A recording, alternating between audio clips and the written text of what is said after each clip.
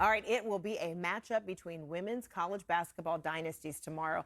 The UConn Huskies will go head-to-head with the South Carolina Gamecocks for the national title. It's a rematch of the 2022 national title game where South Carolina came out on top. With me now is NCAA.com host and reporter Michaela Chester. Michaela, so great to see you. Thank you for having me. It's okay, so this is a crazy, exciting weekend, isn't it? It is. I mean, it doesn't get better than this with two of the best college basketball programs. Right. UConn for so long, women have dominated, but South Carolina has been amazing these past few years too. So what do you like about this matchup now?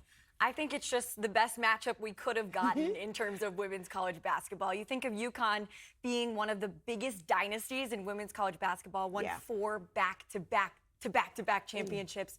They haven't won, though, since 2016, whereas South Carolina has been dominant. So these are two teams. Dawn Staley, you never want to bet against her. I mean, come on. Take it from anybody. You don't want to bet against the Gamecocks, but this is Paige Bueckers versus South Carolina. It's a rematch from earlier this season where UConn got the better of them, so it doesn't get better than this. So what's different in the formula or their approach this year, you think, with this tournament?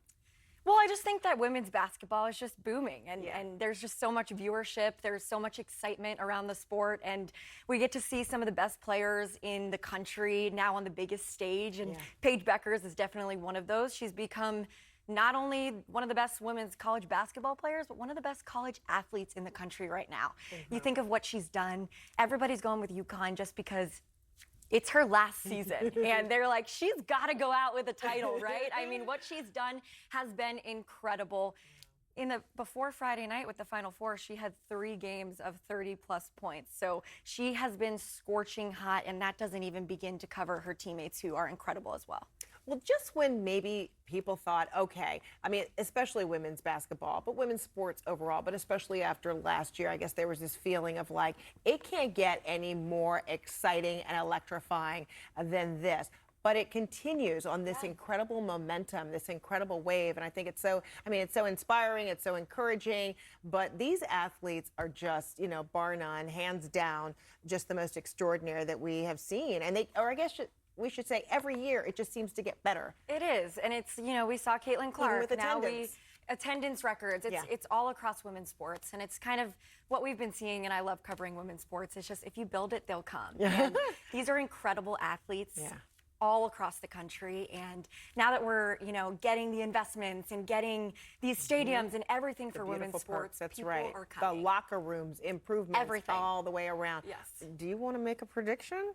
I'll do it. So I'll do it. Okay. Looking at bracket data, UConn was actually the favorite as a 2 seed, which has never even happened on the men's side, which is odd because there's more parity usually in upsets on the men's side. But everybody's going with UConn because they want to go with Paige Bueckers and think that I love storylines as a reporter. I'm sure you might agree. I love going for things like that. So I'm going to go with UConn, which I know I said earlier, don't bet against Dawn Staley. So that's okay. I'm going to go with UConn here. I just think they're scorching hot.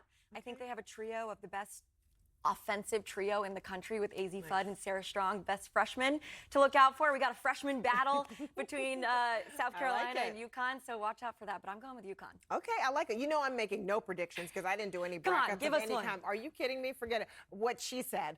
Okay. Michaela Chester, what she said. All right. We'll go with that. Thank you so much. Thank you for having me.